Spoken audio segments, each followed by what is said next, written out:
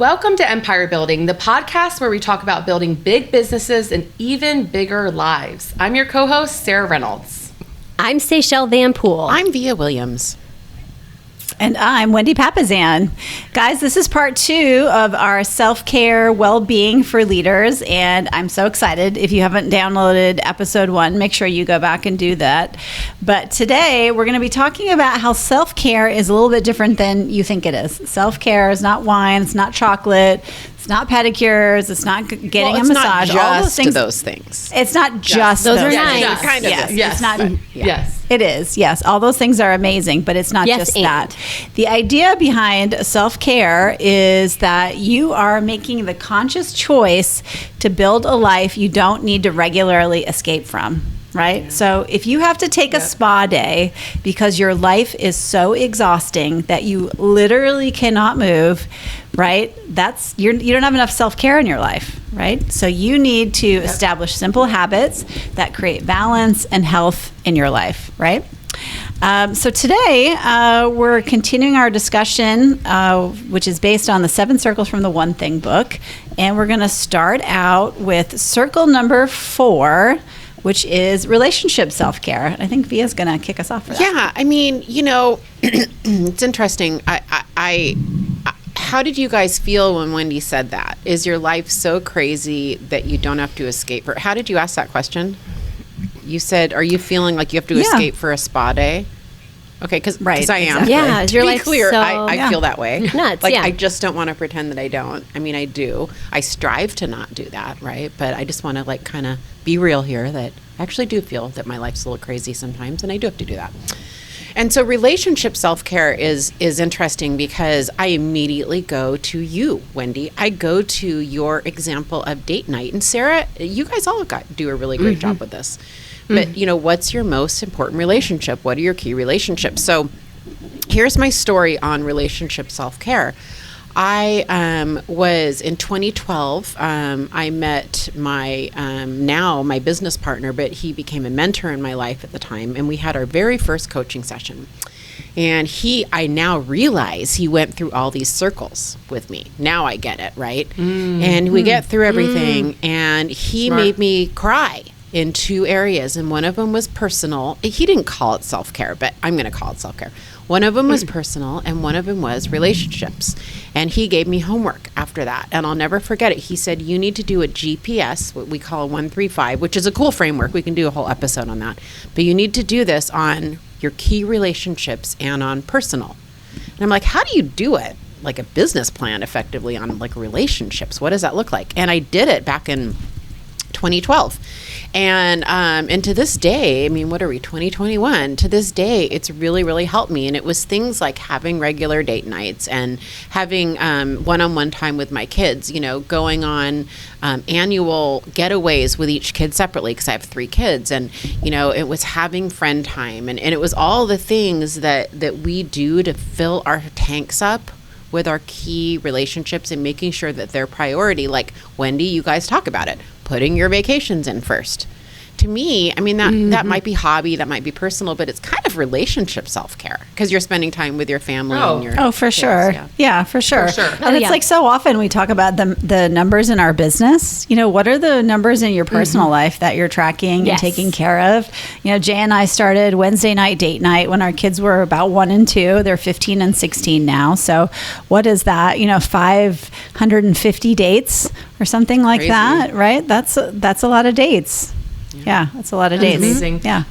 I recently had a big aha on this. We were going to visit one of our expansion locations, and I was like, we need I got a list of road trip questions off Google because I was like, we need to break the road trip up. And one of them is, what friend are you most proud of? And we set the rule that it can't be someone we know through business. And so I started talking about my best friend from high school and just saying how amazing she is and how proud I am of her. And so one of my team members looked at me and said, when was the last time you spent time with her?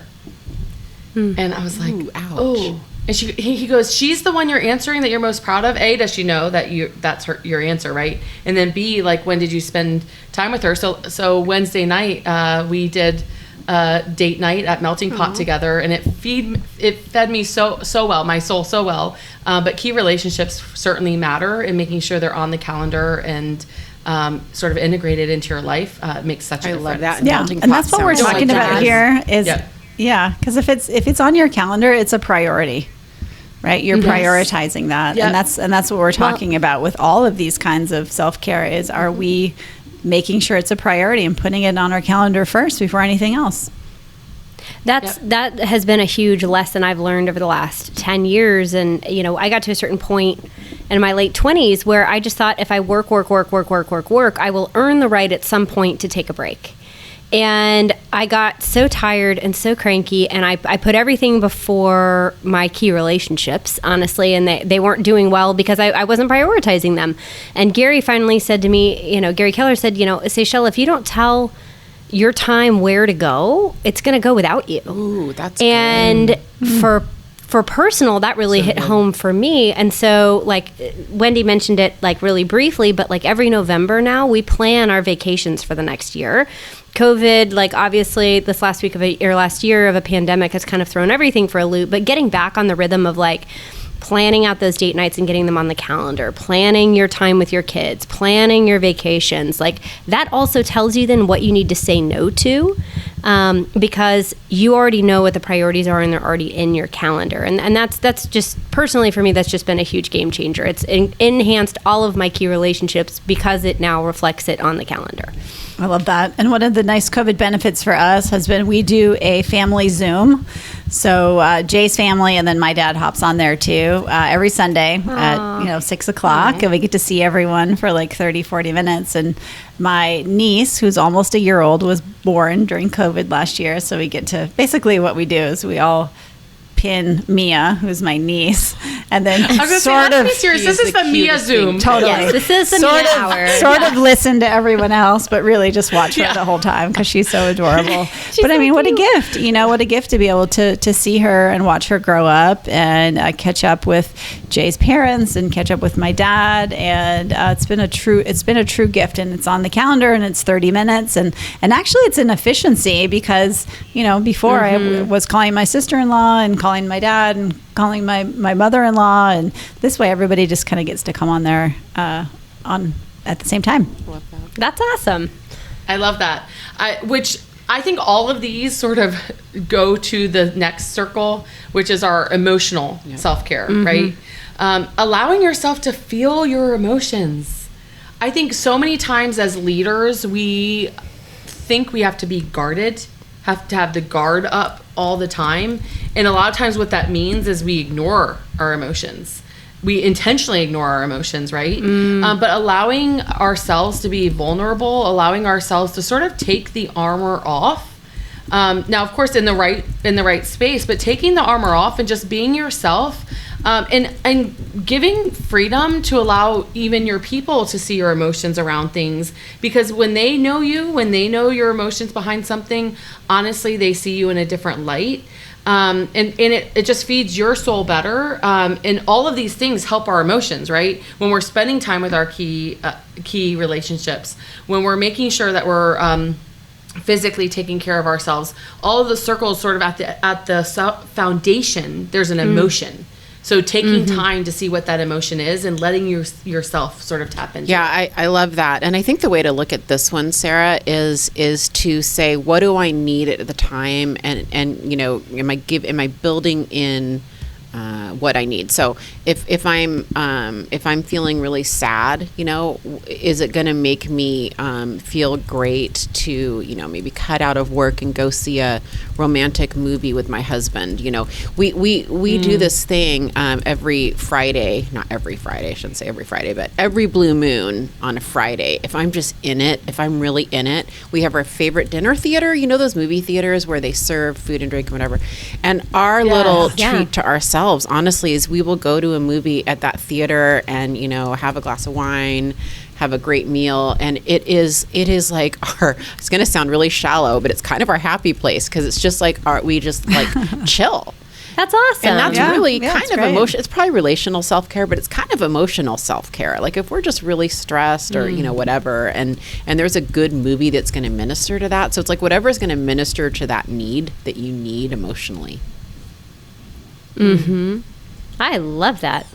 And I like I would that encourage. I would you have encourage you to clarity take around that one too. Yeah, I would Yeah. encourage you to take that maybe one step further too. Is like taking time to talk about it versus like I think sometimes for me we do the same thing. We actually did that last night, George and I, and I realized of like I'm actually running from the emotion, not Yeah, please leaning take it one into step whatever further that than going to emotion a movie. 100%. Like you need to do that. Yeah, Like, so, no, and just I'm like glad you said talking that. about it afterward. No, talking Yeah. about it Glad you said it. afterwards, I think is the key there. Yeah. But sometimes then, it's having you know- a cup of tea and wrapping yourself in a blanket in front of a fireplace. Yes. and Yes. talking about it or whatever. Yes. That's been an awesome thing we've done. We added a sunroom a couple of years ago in our house in Dallas, and we got these swivel chairs, these little like cream swivel chairs that I'm just totally obsessed with, which I know is silly, but I love them. And Nick and I now have started having coffee every morning together in there, and we sit and we talk about what's coming up and emotions. Or in the end of the evening, we'll wind down and have like a glass of wine or a cocktail and sit and just like that's like our now like conversation love space. that.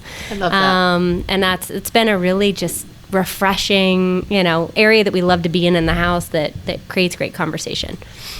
Love that. And specifically, I can't talk today, emotion around that too, which is cool. Love that. So, another part of self-care that I think we actually all probably would not cross off on our list and we would lean in on and we're probably all really good at here is our professional self-care. Our job and our business, right? If you're an entrepreneur, you love what you do, you love your business. I think all four of us love, we love working, we love building things, we love growth, we love competitiveness, and we love to see things in progress when it comes to business. And so this is one we lean into. But I would say there's really, four things around the self-care and business that are really important. The first one is the environment you create. And that means both your office, like as I'm sitting here, Via, if you go and watch and subscribe to our YouTube channel, you can be one of our 4 subscribers. And Via has maybe it would a help if we she's talked got about an awesome bunker. Yeah, Yeah, go it to would our help if we talked about YouTube it. and subscribe to it because you can see Via's bunker right now. Via has a really cool bunker, and she has one of our friends, Sue, has a husband who's a fantastic photographer. And he took this picture when they were on one of their trips of a day at sea. And it's actually a beautiful picture, and it's sitting behind her. But every time I see it, it makes me so happy because it reminds me of taking time to have a day at sea, to have white space. But she's put that in her bunker, which is awesome.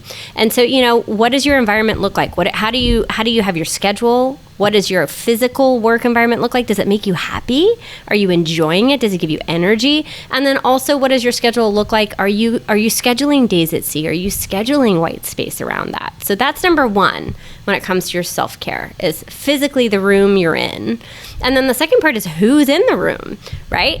Who are you surrounding yourself with at work? Do you love the people that you work with? And so maybe some of you listening are like, well, I don't have to love the people I work with. Fine. Maybe that's too strong of a word. But do I really enjoy the people that I'm surrounding myself with? And how am I engaging with them? Am I, Sarah's given some great examples in our last episode on like, am I being present? Am I engaging? Am I really getting to know them, not just for the work, but also for what they bring to the table as an awesome human being? Okay, can I just say, And then- I love the word love, Yeah. and I use it freely in business.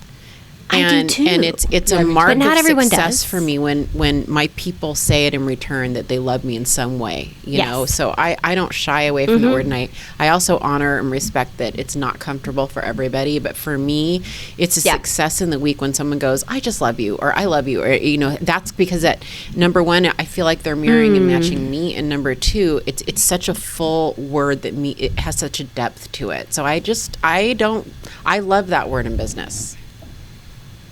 I think with that, I was going to say, like, really loving what you do, right? I mean, I think I talked about this on the Unfiltered episode, but like creating your dream job description, right? Where every day you walk away and like, did I work today? That was so much fun. I didn't work today. Yes, Right? yes. But When you love loving what you do, it doesn't feel Yeah. like work. Yes, Exactly. You know, Yes. Yeah. And another part of this too, in like the business self-care, I think, is how you plug in and how you engage, and the presence and mindfulness you have when you are working. But I think the other part, at least for me, that I've had to work really hard on is how you unplug and how you decompress, especially when, you know, a lot of us now aren't necessarily having long drive times back home. And so, like, one thing I've done that's helped me a lot is like creating a chill out alarm at the end of the day that reminds me to put my phone away, like to decompress, to take 15 or 20 minutes and like gather my thoughts, wrap up my list of stuff that I didn't get done for the next day, but to really mentally prepare to re-engage on the home front too. Yeah, I love and then that. the last and I think part, especially, and I'll just say, especially this year, you know, a lot of people working Yes. from home. So a lot of people have enjoyed working from home. A lot of people have not enjoyed working from home. I know that I enjoy being in an office, and I haven't been in an office for over a year. I enjoy running into people in the hallway and kind of that energy that comes from other people. I know some people who have who really enjoy their commute. You know, so my director of operations, she really liked that sort of separation between church and state. It's like get in the car, my work day's over, I'm going to listen to a podcast, I'm going to do something interesting on the 30-minute drive from home. There's like that disconnection. And for so many of us that have been working from home, that disconnection's not there, you know. So even if you're still working from home, what's your ritual for unplugging and disconnecting? You know, Read More. Yeah, A friend of mine, Read More, gave me a great idea, which was just when you come home, even if you're working from home, you know, change your clothes. It's like that's the transition. It's like changing your clothes, put your phone up. You know, Sarah, you talked about before, like not picking up your laptop right when you get home. And what does that transition look like for you so that you can truly unplug and be present with the people that are there at home? This is reminding me of a story. So about a month ago, we went to opening night of the Seattle Mariners, right? I'm in Seattle, and it was a big moment. You know, it was we were allowed in a suite. There were 6 of us, but the suite was for like 20 people because of social distancing. And so it was just a great moment. And I had been looking forward to it all day. So we get there, and it was just two couples and us. So 3 couples total, and they're good friends. And I get in there, and I'm just so excited to be there. And we're all talking around, and I go, I just had a great day at work today. I had an awesome day at work, and I am so excited to be here. And I swear to you, everybody stopped and stared at me. And I go, what? Like, they looked at me like I had, 5 eyes. And I'm like, what? And they're like, who says that, you weirdo? Like, what? What do you mean? Are you being sarcastic? They didn't. I go, no. What happened? I'm like, oh, this and this and this. It was just a great day today. And I'm sitting here thinking about it. I'm just thinking about that whole thing, like all the stuff we're talking about, that is what it's about. Where you don't have to escape from it. You can enhance that day and go to opening night, but I don't have to like suffer through this bad day at work and then have my reward. I get it all. I get it all. And it starts with creating a work environment that's awesome. So Seychelle, thank you these are really good. I know we're only on 3 of 4, but they're really good. Yeah, I agree. And Wendy put a lot of these together, but I think they're really good. So I'm giving full credit where it is due here. I know, teamwork, guys, teamwork. And then it is. And then, the last one that I will say on the business care, if you will, is all 4 of us are growth minded. And we believe that you don't ever arrive. You're always in the pursuit of becoming. And a lot of that then becomes your personal and your business growth plan. And so part of that business care is, what do you want to learn this year? What questions are great questions that you need saved in your phone? So anytime you meet somebody really interesting, you've got great questions to ask. What skill sets do you want to learn? Where do you want to improve? And, I think I've watched Via over the last couple of years, really take that and run with it, where she has very specific goals and very specific things that she wants to nail in a certain period of time. And so anytime you talk to her and you say, well, what can I help you with? I love it because you're always like, I have this actually that I would really love help with, or I have this person that I would really love to meet, or I have this, piece of my world that I really want to grow. And it's really inspiring to me. It's a very purposeful way of personal and business development, but you're intentional about it and you seek it out. and you can actually see the trajectory of it happening, and it's really cool. Thank you. Otherwise, I have ADD. that. That's why I do it that way. Stay focused. Well, it's I love working. one thing. So I love that. I love that, Seychelle. The only other thing I would add to professional self-care is just take a vacation. Yeah. You know, especially after last year, a lot of us didn't take any vacations. And then if you need a mental health day as a leader in your business, or if you need a thinking day, you are allowed to take a thinking day. Trust me, your business is not going to fall apart if you take a day off. So, and Or then it's we're like the other thing with that is like, you can also just say like, I don't want to do that meeting. totally Like we're allowed to. Yeah. Like I know that Why do sounds I really feel like weird. that Like just happened? Wendy, you said that to me. yeah. I did. Well, a couple weeks ago, Wendy's like, you're allowed to like take charge of and do what you want. Like I was like, yes, I am. I am allowed to do that. thank you for that. I needed to hear that today. Thanks, guys. Yes, like I don't want to do that. I'm like, okay, that happened yesterday. I was like, I don't want to do that meeting. You guys got it. You know, I love it. At times, that's what you can do. You own Yeah. it, girl. You own love it. Yes. Yeah. Well, and then we're going to close off this episode with our last circle, which is really financial, but I'm adding in practical self-care. And these are the things that, you know, none of these things are truly sexy, like some of the other things that we talked about. But you know, it's things like organizing your email inbox or getting someone to do that for you, tidying up your living space, setting aside a time to meet with your financial advisor. Right? How many of you have that time Yes. blocked on your calendar? I mean, raise your hand. Right? Probably not most of us. Seychelle's raising her hand. She's extra. If you're watching our YouTube channel, you would know that I just That's raised right. my hand. I'm just That's letting you right. know. That's right. Yeah. Or you know, setting aside time to pay and do your taxes. It's all that monkey mind stuff, right? yeah, and we so don't true. necessarily like.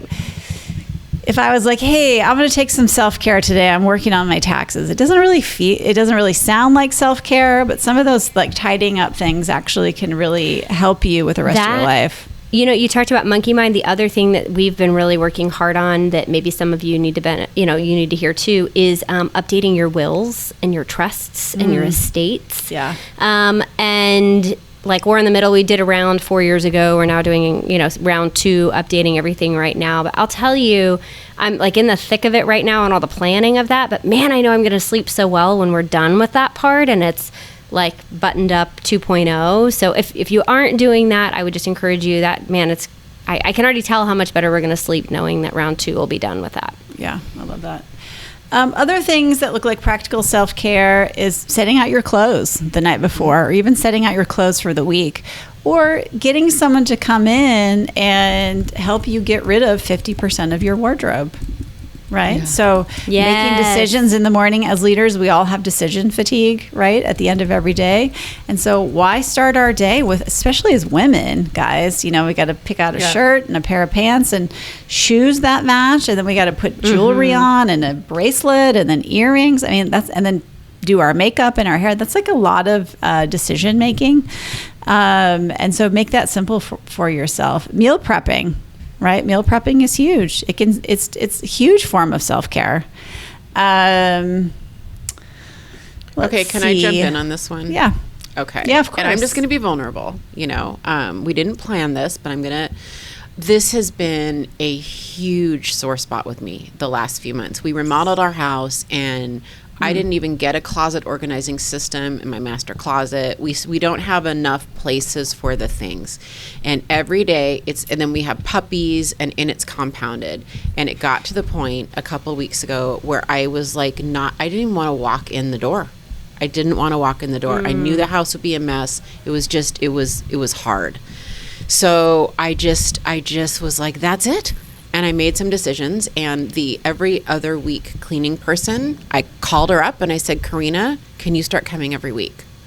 And they did. Ooh, and good so job. they're coming every week. And then I said, Karina, do you have anybody who could work 10 to 15 hours a week, who could come help chop up vegetables, do our laundry, put things away, tidy, not do the heavy cleaning. You guys are still our people for that, but walk the dogs, right? All the things. And she gave me 2 names that we are interviewing.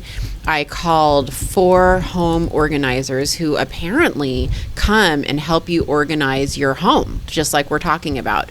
Yes. And huge. This oh, is huge. girls, Awesome. I needed this, and I'm still in the middle of it, so I'll give you a report later. But I walked in yesterday, and it was the first time they had come the week before, the cleaners, but yesterday was week 1. And I was like, I am so happy that the cleaners were here again. And I can't even stress how important this is for sanity. Yeah. No, it is. Yeah. When, it's huge. when the cleaners come, it's like a holiday for us. Yes. We're like, Happy Sally Day. And now it's every the best week. day of I'm the so week. happy. So, yes. Yeah. No, Love that. The organizer, that will change your life. Oh my goodness. Yeah. And I'm so bad. I'm so at bad, these things. Sarah. It was like, I'm making note of that right now. She was like, Yes. you're the best client. Cause I said, just do whatever you want. I just need an orientation. Yeah. Like, just let me know where my underwear are. Like, so, Hello, like, I Sarah. just need Welcome to your orientation. closet. Yes, I want Seriously, that. yeah. Yes. Yeah. I was like, I don't care. I don't care. You put it where you think it should go. Well, right? That is And guys- fantastic. Yeah, and the thing about growing our empires is we get to choose the parts of our life where we get to buy our time back, right? And Yes. just because we've made a list of all these things doesn't mean that all of these things apply to you. Personally, I like to cook. I like to grocery shop. So a lot of people give that up. That's something I still enjoy and I love to do, and I get to buy my time back in other places. So just remember, that's really what you're doing. And as your empire grows, you can't do it all. You literally can't do Yeah. it all. You can't have Yeah. a perfectly organized closet and build an empire at the same time and do all the other things that you want to do. You have to pick and choose. So really what we're talking about is you get to buy your time back in a lot of these ways. Yeah. What I've been saying a lot lately is buy your time back, but also for me, it's like buy my brain power back. Ooh, I So, love like, that. I noticed like so many things were taking up space, like the taxes and the things that you were mentioning earlier, like the updating the will, and I would feel a little bit of guilt in my mind, and then it was taking up space, and it's like, what are the things that I need to do, or who do I need to hire to get this out of my brain, so then that way I can be the leader that I need to be, the mom that I need to be, the wife that I need to be, because it's taking up so much of my brain power. So. Yes, Well, that Mia. reminded me. I love that. I'm the teacher. I know. Yes, my Mia. turn. Go Okay, ahead. thanks. Yeah. Okay, that reminds me. There's a great book called Getting Things Done by David Allen, and he Yes, I talks love about that book. unfinished loops, Sarah. And I think that's what you're explaining. Yes. Unfinished Yes. loops take up more energy than you realize. And like an unfinished loop is my unorganized house. I can't, it's stealing my sanity and it's stealing my energy. Yep. Right? I need Yep. to come home Yep. to my sanctuary, right? I need that back again. Yes. It never came back like post remodel. And so that's what I think you're describing. But before we wrap, and I know we need to wrap, I want to say one thing about financial self-care, because what is that? Like, there's a lot of people listening going, what the heck, man? That's a buzzword. Like, what on earth would financial self-care mean? Because that's what I thought. So when we did this exercise at one of our retreats, I'm like, okay, really? That's what was going in my head. What the heck is financial self-care? That ended up being probably the straw that broke the camel's back in a good way. That was like the domino that just the other dominoes fell. And I think within a year, I think my net worth might have doubled. I'd have to check the numbers. It clicked with me. And this is what I want to share with you about financial self-care. It is taking the time and pausing for a hot 30 seconds, guys. No, it's a little more than 30 seconds, but taking the time to get all of your assets together, get all of your liabilities together, get all the accounts, put them on a spreadsheet, and start tracking your net worth. And taking that time to pause a moment and to visit that every month and to understand what your situation is, right? I was not giving that the self-care, and frankly, I wasn't giving it the respect that it deserved. And it was robbing and stealing my peace of mind. It was stealing my sanity. Mm-hmm. I don't know if we're going to air it soon, but Wendy interviewed me on my financial journey, and I would argue that is it's a bigger domino than most of you think.